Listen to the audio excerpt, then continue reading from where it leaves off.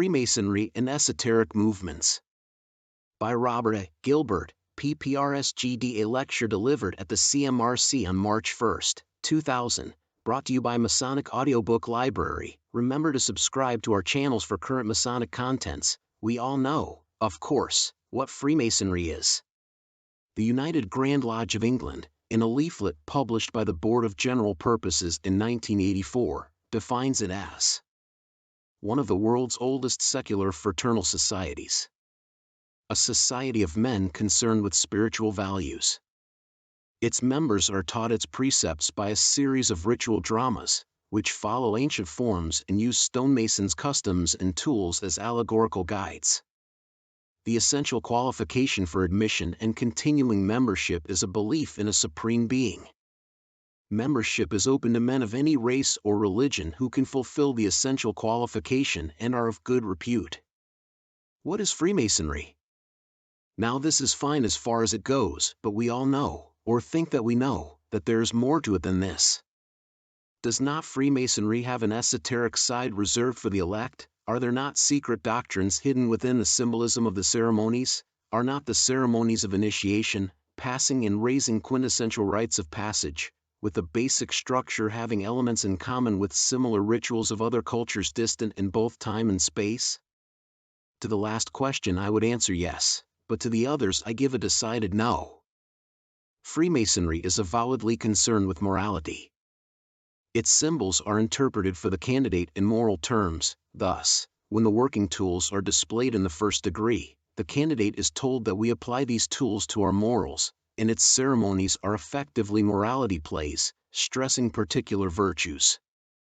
Of course, one can argue that the third degree is also a mortality play, in that the candidate is reminded of his mortality when he is raised. He is not symbolically resurrected from the dead, any more than Hiram Abiff, whose sterling qualities of courage, integrity and steadfastness the candidate is taught to emulate, is literally raised from the dead in the traditional history that is related during the course of the ceremony.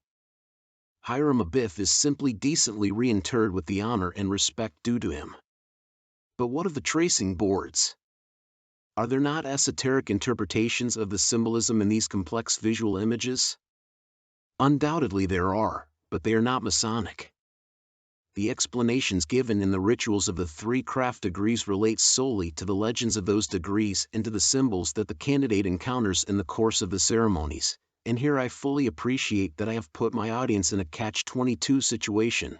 Not all of you are Masons, or, at least, are not recognized as such by Masons owing allegiance to United Grand Lodge of England. And thus any Mason who dissents from my opinion cannot justify his dissent without breaching his various obligations. Of course he can, and probably will, take me up on the matter in private, but he will still be wrong. It is also possible to argue that what I am discussing is the Freemasonry of 1717 and afterwards, and that the esoteric wisdom of the pre-Grand Lodge era is another matter. But is it?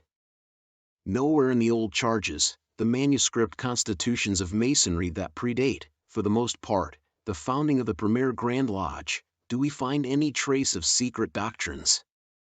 There are obligations to maintain secrecy, there are catechisms, with explanations of the signs, tokens and words, and unsophisticated rituals of the craft degrees, but that is all. Secret teachings there are none. If it is the case that Freemasonry is simply and solely a system of moral teachings, inculcated in dramatic and catechetical form, then how has it come to be so firmly linked in the popular mind with true secret societies, and with the doctrines and practices of the myriad forms of occultism? This state of affairs has come about, or so I believe, by misunderstanding and by historical accident. Let us try to determine how. As far as we can tell, Freemasonry in its present form derives from a very loosely associated group of Masonic lodges that derived in turn, in form and structure, if not in substance, and in a manner which we only imperfectly understand, from associations of operative Masons. These Masonic bodies of the mid to late 17th century were not at all concerned with stoneworking. Their purpose seems rather to have been to practice and to promote mutual tolerance between men who, for reasons of political and religious allegiance, might otherwise have remained perpetually at a distance. I should here point out that other theories of the origin of Freemasonry have been advanced over the last 200 years. Some have argued for a derivation from ancient Egypt, others have claimed that Freemasonry descends from the Knights Templar or from the Rosicrucians, but none of those proposing these theories have offered any sound evidence, documentary or otherwise, that the identity of their members remains almost entirely unknown, and any solid proof of their ecumenical motives has yet to be found. Even so, some significant concern with tolerance in a most intolerant era seems to have been the driving force that motivated these proto-Masons. What ceremonies they observed, if any, we do not know, although given the human psycho-spiritual need for ritual it is at least possible that they sought to construct a secular substitute for the elaborate Catholic liturgy that was lost at the time of the Reformation, nor do we know what symbols they employed beyond those associated with building in general, the working tools, and with one building in particular, King Solomon's Temple. That they were all believing, Orthodox Christians seems certain. There is no evidence to the contrary, although they were probably drawn from the three major divisions of the Christian faith then to be found in this country: Anglican, or true in both doctrine and liturgical practice; Roman Catholic, defective in doctrine; and dissenting, defective in both doctrine and practice. You will rightly perceive that my qualifications reflect my own preference for true Christianity, be that as it may. This proto-Masonry did not include non-Christians. There were no Jewish brethren before 1721, and it harbored neither pantheists, nor pagans, nor atheists.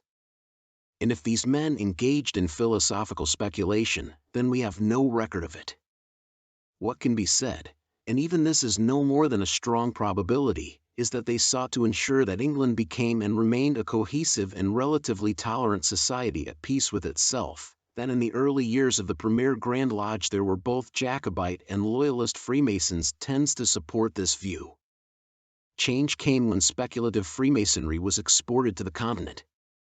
In France, in Germany, and in the Habsburg Empire, Freemasonry was taken up with gusto by the aristocracy, but it was viewed in a different and very un-English light.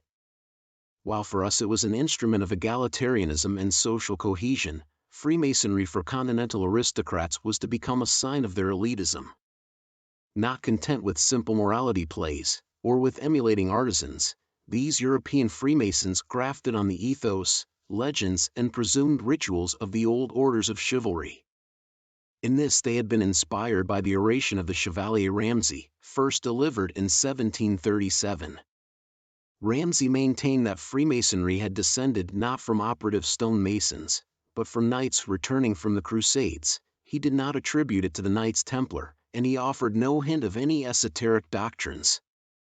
He may have hoped that this would make the order acceptable to the papacy, but if that was so then he signally failed. In 1738, after the promulgation of the anti-Masonic papal bull, In Eminenti, Ramsay's oration was publicly burned at Rome. After this event Ramsay disappeared from the Masonic scene, valuing loyalty to his church above his enthusiasm for the craft. This attribution to Freemasonry of an elite origin, and the hostility of the papacy, which had, for 100 years before, disbanded the Knights Templar and burned their Grand Master, may have led some continental Masons to look upon Freemasonry as a suitable vehicle for transmitting secret doctrines of their own devising. And given that a form of Rosicrucianism, the Brotherhood of the Golden and Rosy Cross, based upon alchemical practices, was active in Germany after 1710, it is possible that the Rosicrucian myth with its secret vault and mysterious book was grafted, in part if not in whole, upon some altered, chivalric form of Freemasonry. Altered still further, such a version of Freemasonry may lie behind the establishment in England of either or both the Royal Arch and the Royal Order of Scotland. If so, was this hybrid still justly called Freemasonry, or had it become an esoteric movement?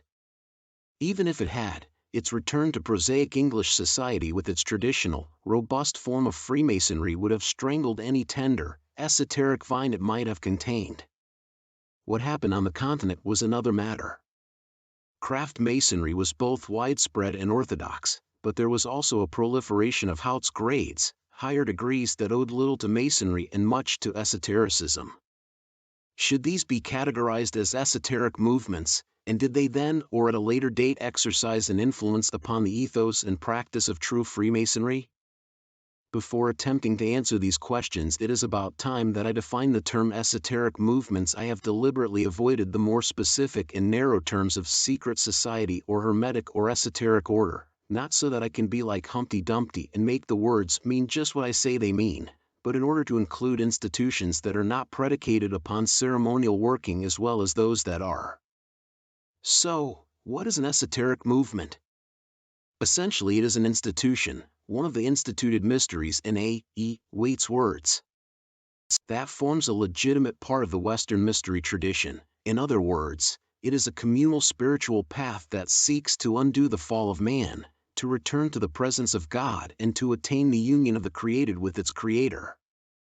Its doctrines are an exposition of the nature of the fall and of the way of return, while its practices are concerned with actively finding that way.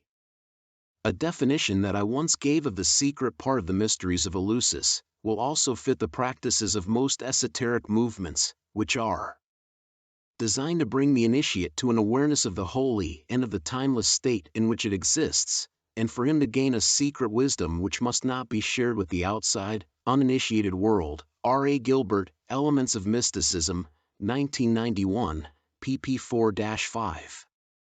One might add that such secret wisdom entailed a means of access to a gnosis, a secret knowledge that helped the initiate to understand the mechanics of the fall, however it may have been expressed mythologically, and to comprehend the relationship between the spiritual and material worlds, their distinct natures, and the correspondences that exist between them.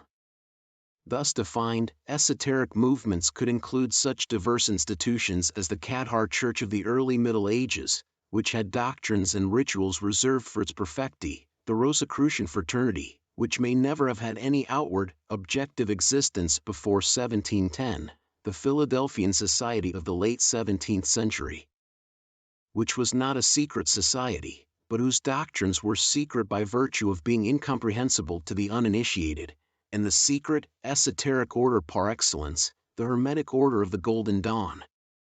But they could not include Freemasonry. Freemasonry does not seek to dictate the faith of its members, and while it offers the hope of a future life, it does not seek a return to, or attainment of organic unity with God. Its ceremonies are designed to inculcate moral messages in the candidate, not to stimulate a numinous experience. So were the Hautgrades esoteric or Masonic?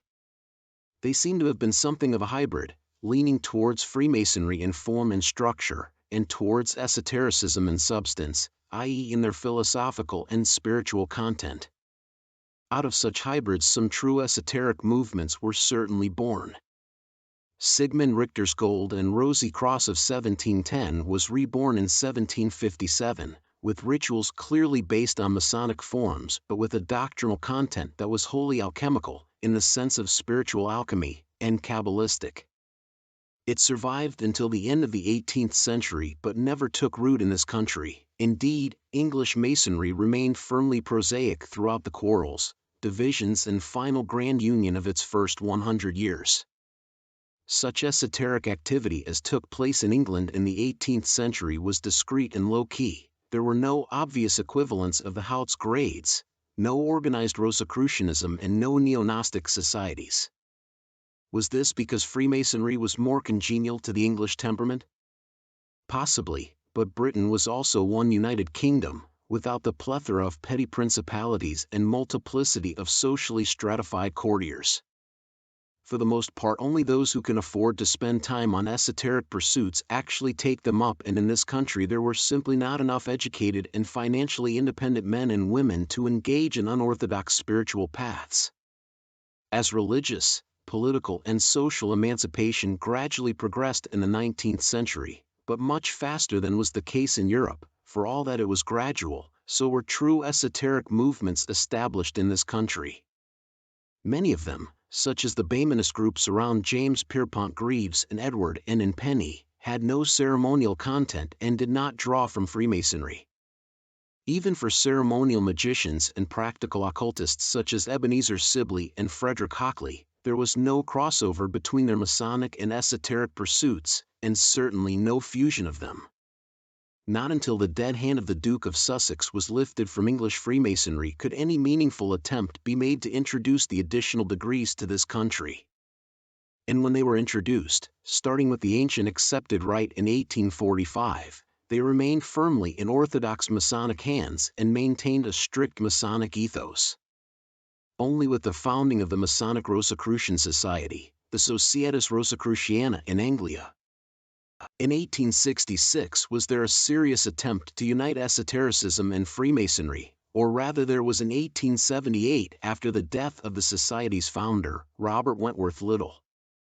The SRIA derived from a pre-existing Scottish society which claimed descent from a still earlier English society that apparently flourished in the 1850s and that demanded no Masonic qualification for membership, but Little had striven to make it an adjunct of a purely Masonic order, the Red Cross of Rome and Constantine. He had no great personal interest in occultism in general or Rosicrucianism in particular, any more than did his co-founder, W.J. Hughan, who was essentially an orthodox Masonic historian with no great enthusiasm for esoteric pursuits, although he did contribute papers on early Rosicrucian texts to the Society's journal, The Rosicrucian. Some early members, notably Kenneth Mackenzie and F.G. Irwin, did lean more towards occultism than to Freemasonry, but it was Little's successors in the office of Supreme Magus who brought about a real change. They, in the persons of Dr. William Woodman and William Wynne Westcott, were dedicated occultists for whom esoteric pursuits were more important than Masonic activities. Still, as its members will testify, the SRIA clearly owes much of its ritual structure to that of the Masonic ancient accepted rite. In like manner, when Westcott and Woodman, aided and abetted by Samuel Liddell Mathers, also a prominent member of the SRIA, founded the Hermetic Order of the Golden Dawn in 1888, they accomplished a fusion of elements from Freemasonry with those from more strictly esoteric orders and societies.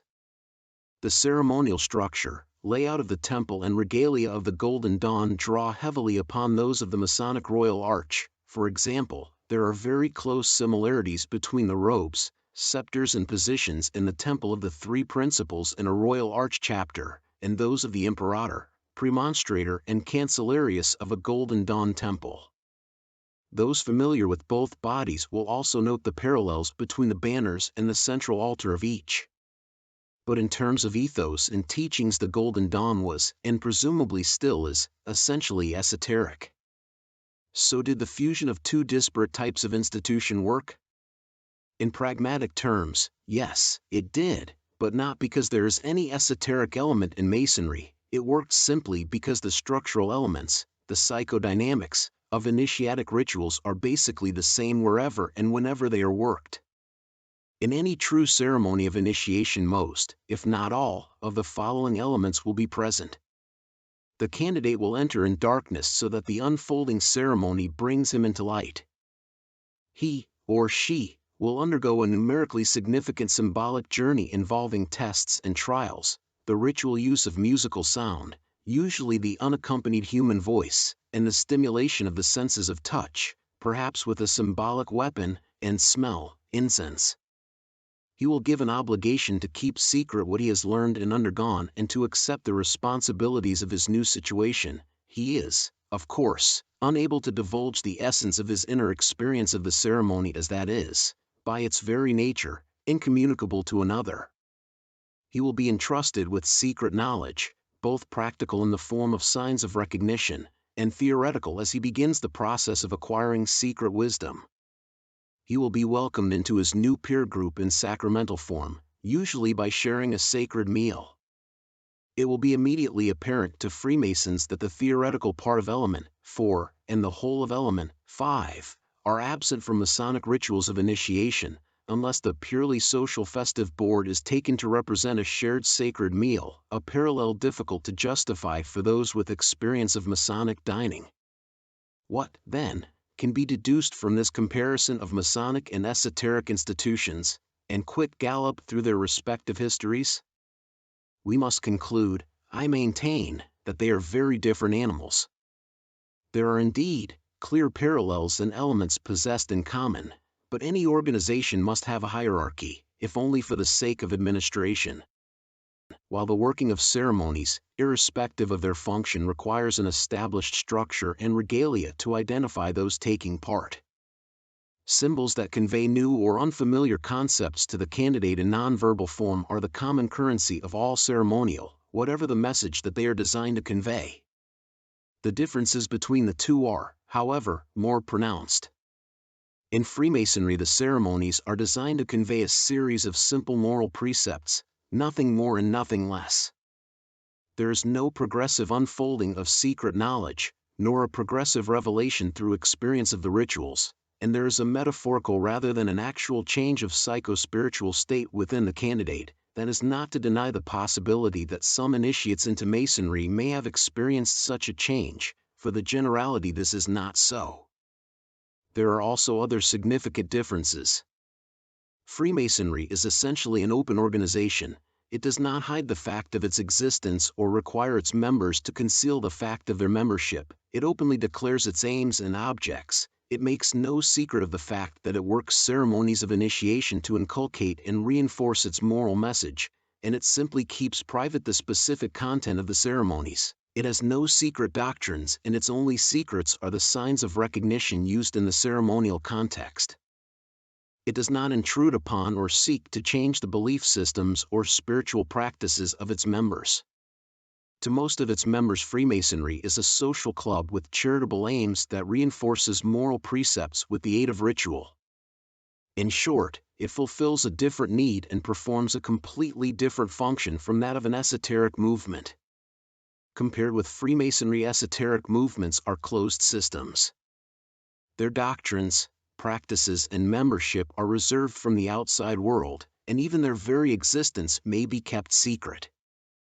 This secrecy is not for any dubious reason, but to keep private what cannot manifest except in an enclosed environment in which there can be an effective psycho-spiritual interaction of the members of the order or society in question.